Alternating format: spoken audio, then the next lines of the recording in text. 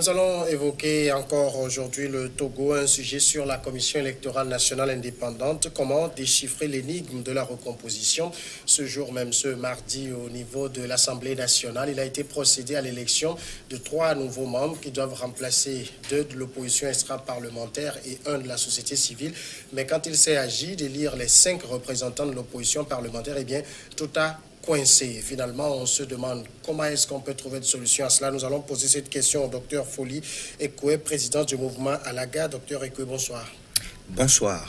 Merci de répondre à notre invitation. Et vous savez très bien que si au niveau de la recomposition de la CENI, ça coince, ou si ça a coincé aujourd'hui, c'est surtout à cause de l'union des forces de changement, l'UFC, qui refuse de laisser sa place. Est-ce que vous comprenez cette posture-là? Bien sûr. Je souhaite d'abord aussi dire que si je suis là, ce n'est pas au titre du MPA, oui, mais au titre de l'UFC. Oui. Tout à fait. Et c'est une position qui est compréhensible du moment où nous sommes sous le régime de l'arbitrage de la CEDEAO. Oui. Et tout le monde sait que la CEDEAO, lors de la 2e réunion de son comité de suivi et d'application de la mise en œuvre des réformes de la feuille de route, la CEDEAO a demandé à ce que la CENI soit recomposée, suivant des modalités qui ont été précisées dans le communiqué. Le communiqué précise que la CENI doit être recomposée suivant, n'est-ce pas, la loi, en respect de la loi électorale, suivant le quota qui est connu de tout, c'est-à-dire 5 de l'opposition parlementaire et 3, dont 1 de la société civile et 2 partis extra-parlementaires. Alors, qu'appelle-t-on au Togo parti de l'opposition parlementaire? Au Togo est parti d'opposition parlementaire, tout parti ayant intégré le Parlement, qui a intégré le Parlement, a notifié par une déclaration qu'il est de l'opposition. Et ça se fait en début de la législature. Lorsque vous prenez le Parlement togolais, vous vous rendez compte que vous avez des partis qui avaient concouru à l'élection, ils ont participé à l'élection en tant que coalition. L'UFC, l'Union des forces de changement, est l'une de ces rares formations qui a participé aux élections législatives de 2013 en tant que parti d'opposition et qui s'est déclaré parti d'opposition en début de législature. Maintenant, lorsque la CEDEAO dit que 5 postes, 5 sièges à la CENI reviennent aux partis d'opposition parlementaire, cela va sans dire que les partis d'opposition parlementaire, dont l'UFC, devraient se mettre d'accord sur les 5 personnes à proposer.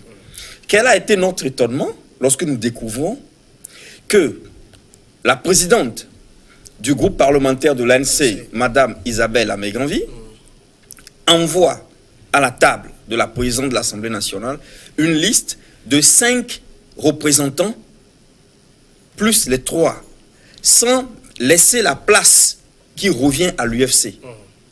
Ça, c'est ce que nous avons appelé une tentative d'exclusion à ciel ouvert. Et je mets l'accent sur le fait que personne n'a contacté l'Union des forces de changement, n'a cherché à faire de la concertation avec nous. Ça a été une décision unilatérale quand, le 30 septembre, c'est-à-dire le dernier jour fixé par les facilitateurs.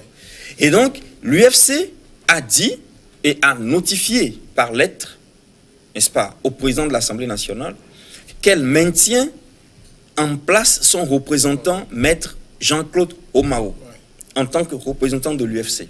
Ce qui veut dire que techniquement, l'autre opposition parlementaire ne devrait qu'envoyer que 4 noms. Ils envoient 5 noms. Aujourd'hui, les choses n'ont pas fonctionné au Parlement parce que justement sur la table du président de l'Assemblée nationale, son Excellence, M. Dama Dramani, il existe 6 noms au lieu de 5. Mais ce n'est pas le travail du président de l'Assemblée d'arbitrer, ce n'est pas préférentiellement son travail. C'est les partis d'opposition parlementaire qui doivent se mettre d'accord. Et nous, à l'UFC, nous avons envoyé un courrier.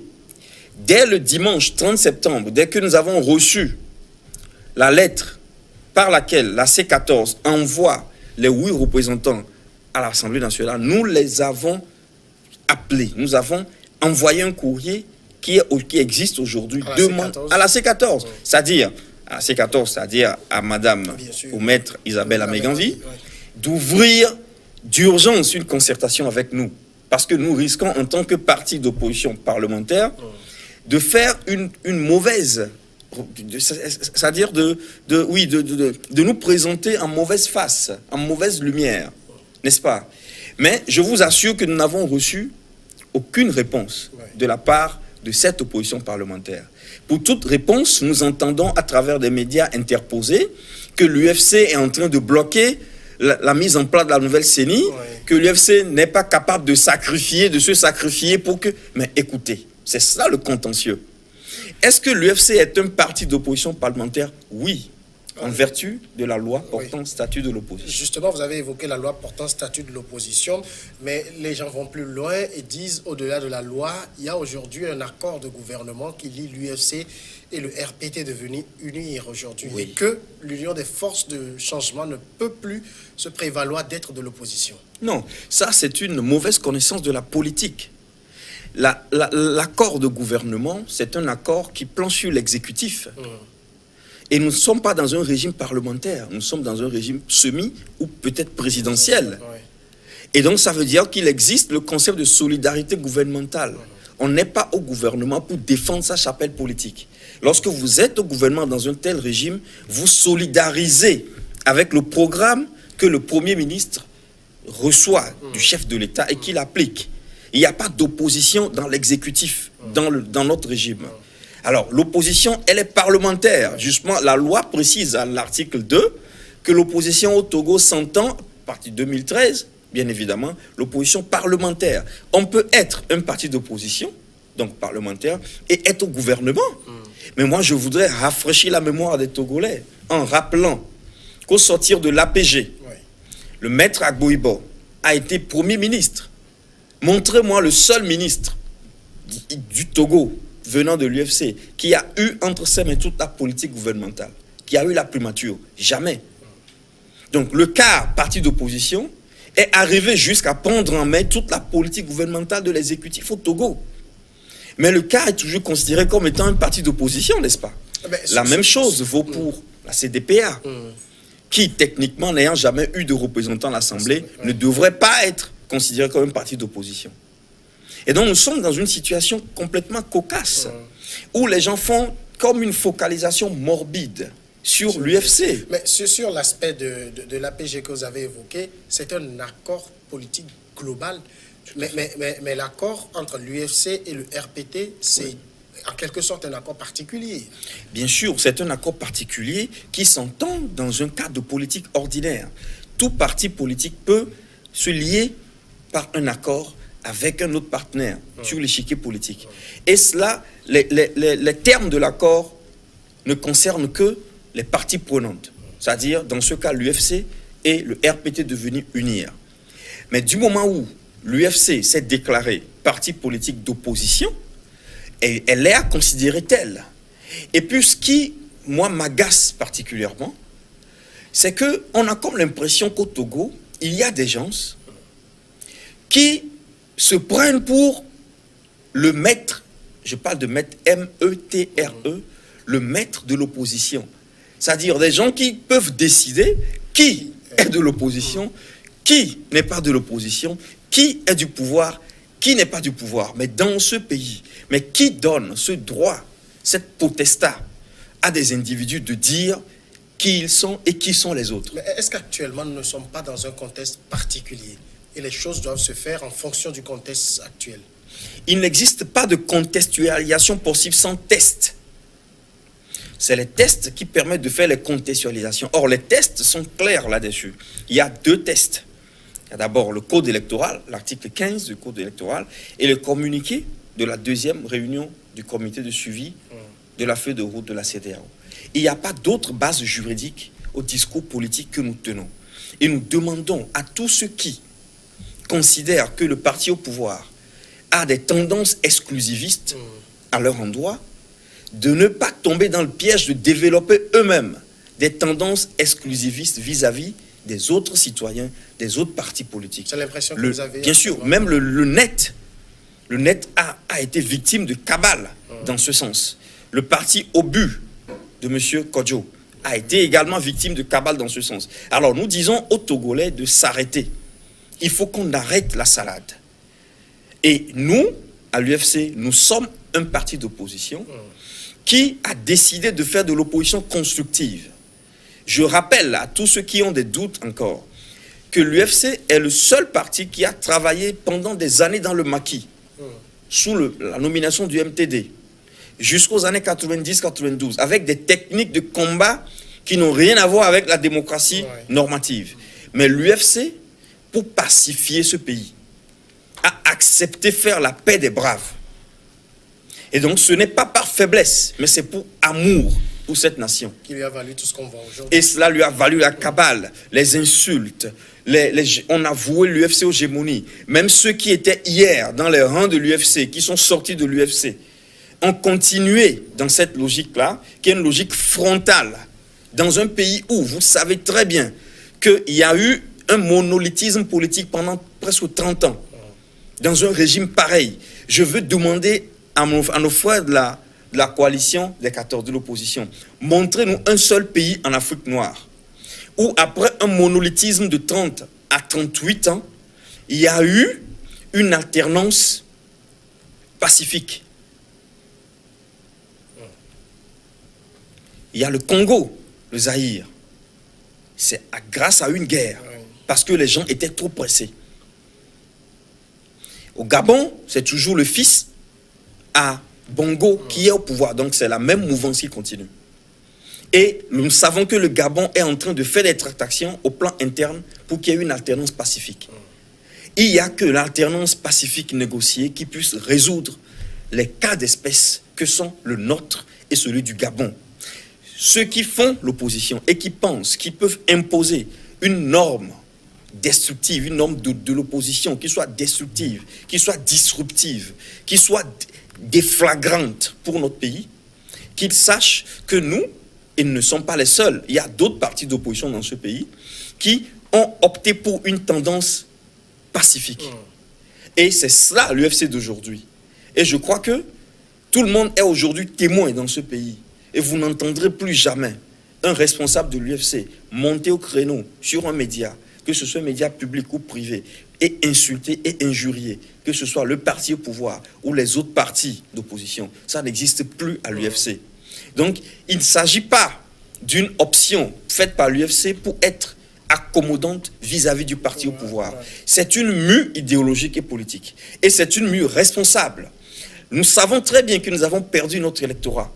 Nous savons bien que le peuple insulte, le peuple a un dégoût, une grande partie du peuple a un dégoût le président national, pour une simple raison que le peuple n'a pas encore compris ce que nous avons compris à la tête de ce parti.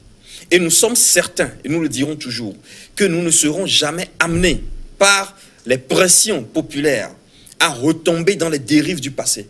Nous ne serons pas des populistes. Nous ne le serons plus. Nous ne serons pas des populistes. C'est à nous de guider le peuple. Alors, justement, vous avez évoqué le sacrifice qu'a été obligé de faire l'UFC dans le sens du pacifisme. Pourquoi ce sens de sacrifice ne peut plus prévaloir aujourd'hui, dans le cas d'espèce? Alors, les contextes sont un peu différents. J'ai très bien compris votre question. Je vous remercie. Elle est très pertinente. Nous avons fait un sacrifice dans le temps parce que beaucoup de Togolais ne savent pas ce qui se passait en réalité. Ni le parti au pouvoir, ni l'état-major de l'UFC ne vivaient en paix. Il y a eu des périodes, chers amis, chers téléspectateurs, où lorsque le président national Gilchrist Olympio quittait Londres, tous les services de renseignement au Togo étaient en alerte. Mais c'est quelle vie ça? Quelle est cette vie?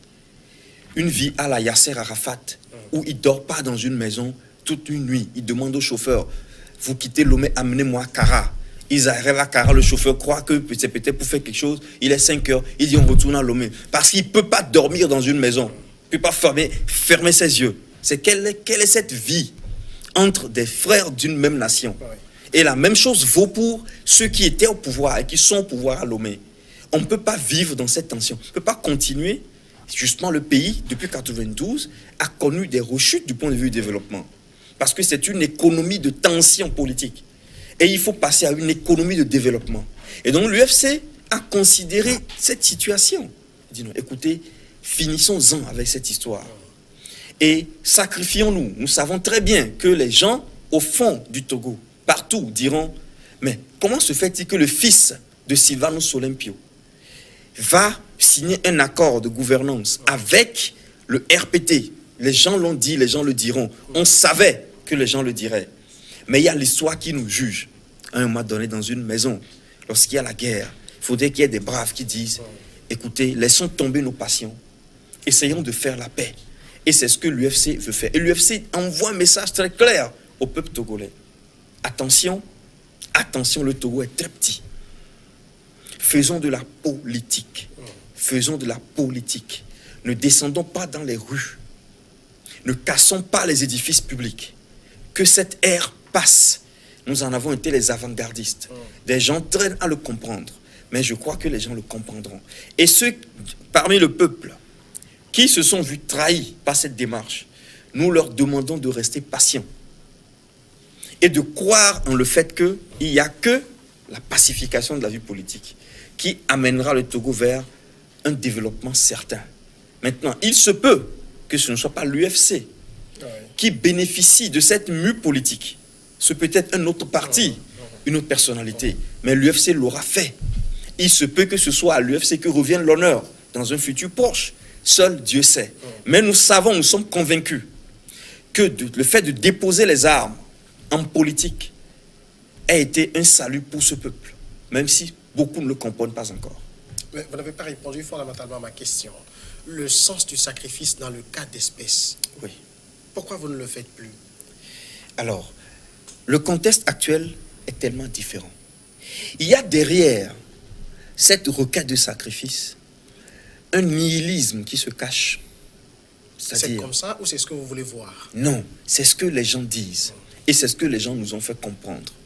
Il y a une tendance à déconsidérer l'UFC. Il y a une tendance à dire, mais que font-ils encore là? Qu'ils dégagent. Ça, c'est pas de la considération. Je peux peut-être te laisser ma place. Mais tu dois reconnaître que c'est une place qui est importante, que je te laisse. Si ce n'était pas important, tu ne me l'aurais pas demandé. Du moment où c'est moi qui l'occupe, et je l'occupe légalement, et tu penses que cette place peut te servir, respectons-nous, concertons-nous, venez discuter, respectez, donnez de l'honneur à celui qui a ce que vous voulez avoir. Dans le cas contraire, si c'est par les invectives, si c'est par les tentatives de nihilisme, de destruction de l'image de l'UFC, alors nous n'accepterons pas. Le sacrifice n'a pas de prix lorsqu'il est vil. Même le Christ a dit, on ne donne pas les choses saintes aux chiens.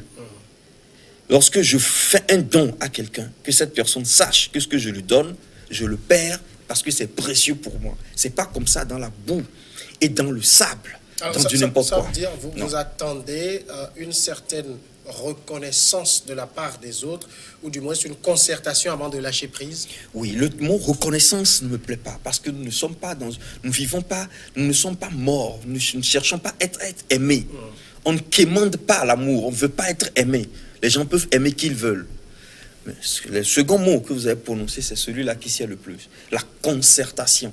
La concertation, c'est le signe, les Chinois. La sagesse chinoise dit que vous concertez votre adversaire, c'est en ce moment que vous lui démontrez que vous le considérez comme votre adversaire. Parce qu'il existe la dynamique de l'ami-ennemi chez Carl Schmitt.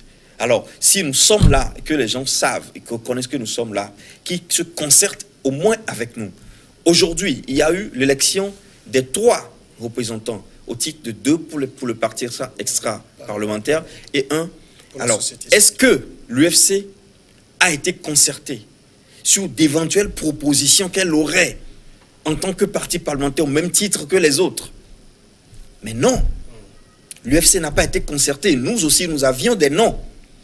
On avait des noms de partis, on avait 2 partis et on avait quelqu'un pour la société civile à mettre sur la table entre nous, partis parlementaires. Personne n'a fait ce pas.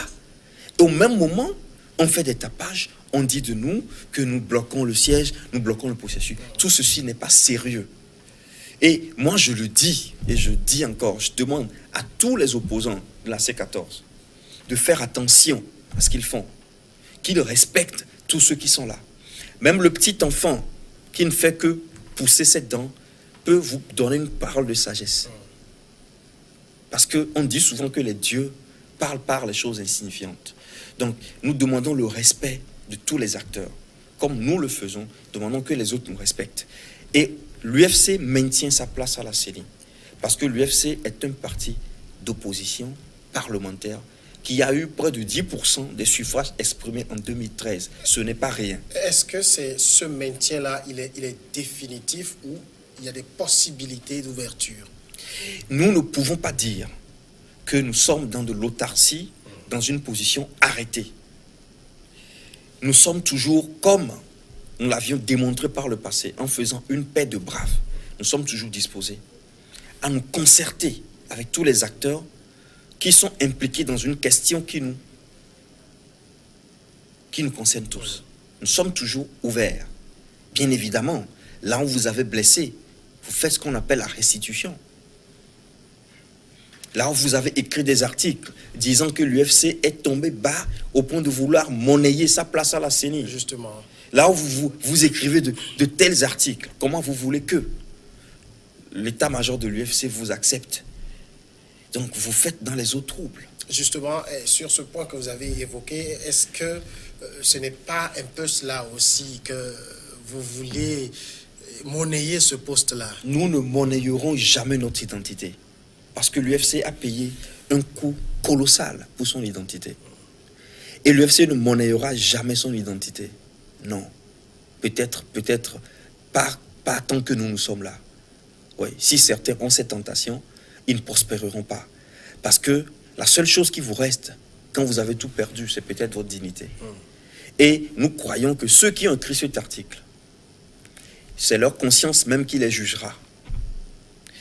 Peut-être, bientôt les Togolais vont comprendre les mutations au sein de l'UFC.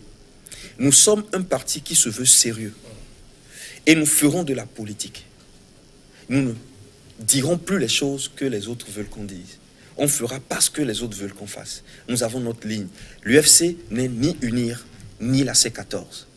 L'UFC, c'est l'union des forces de changement. Et nous ferons tous les sacrifices qui seront utiles pour le bien de ce pays. Est-ce à dire que, nonobstant tout ce qui se raconte, l'UFC n'a pas l'impression de bloquer l'évolution des choses? Non, pas du tout. L'UFC n'a pas l'impression. Nous ne bloquons. Nous avons juste ce qui nous revient de droit, du point de vue juridique et politique. Donc c'est comme si nous étions dans une pièce théâtrale où celui qui doit jouer, tout le monde le regarde et lui demande « Mais pourquoi tu joues ?» Celui qui doit jouer, celui qui doit passer, faire son jeu, jouer, réciter, on lui demande « Mais pourquoi c'est toi qui récites ?» Mais non, c'est le contraire. Alors ce qui va se passer, c'est quoi? Peut-être que les gens sont encore dubitatifs. Ouais. La C14 va devoir enlever une personne de sa liste. Les 5 qu'ils ont envoyés à l'Assemblée nationale, ils vont devoir enlever une personne. Parce que l'UFC n'a aucune intention, si quelqu'un a des doutes, il se méprend. Vous êtes catégorique. Aucune intention de laisser sa place à la CENI, à la C14. Pas du tout.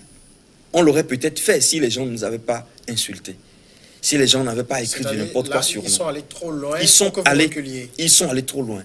Ils ont déclenché une guerre inutile, une diatribe inutile. Nous sommes tranquilles dans notre coin. Nous payons le prix de la mue idéologique et politique que nous avons faite. Et nous n'insultons personne. Mais dès lors que des gens qui étaient proches de nous hier, tous ces gens sont sortis de l'UFC, ont commencé par salir notre nom. Nous sommes là, nous les regardons. Au début de cette crise, ces mêmes personnes ont dit, ici au Togo, qu'elles sont la seule opposition, que personne d'autre n'ira au dialogue. Donc, on les a laissés. J'ai suivi sur Pyramide FM, M. Kodjo, qui a dit, mais écoutez, on pourrait même inviter l'armée. Il est allé jusqu'à demander qu'on invite l'armée. Les autres ont dit non, il n'y a que c'est nous seuls qui avons fait sortir le peuple dans la rue. Nous sommes la seule opposition. Ok, allez-y. Ils sont allés. Et aujourd'hui, ils se butent sur un parti qu'ils considèrent insignifiant, qui n'a qu'un seul siège à la CENI. Un seul. Mais un siège qui est politiquement plus important que tous les autres qu'ils ont. Parce que la C14 en tant qu'opposition peut avoir 8. Unir à 8. L'administration n'a pas droit de vote. Et donc, si la C14 faisait débarquer ces 8 personnes à la CENI, ce serait 8 contre 8. Vous voyez pourquoi le seul siège de l'UFC est plus important pour toute l'opposition. Voilà, ce sont les conséquences de l'exclusivisme et du nihilisme. Je crois que... Docteur, je vous en prie. Merci d'être passé répondre à nos questions. Je vous en prie. Président du mouvement panafricain Alaga, membre de l'Union des forces de changement. Vous en êtes un des conseillers, je crois. Oui. Merci beaucoup. On va marquer maintenant la pause et après le journal, on va retrouver les confrères journalistes dans Regard Croisé.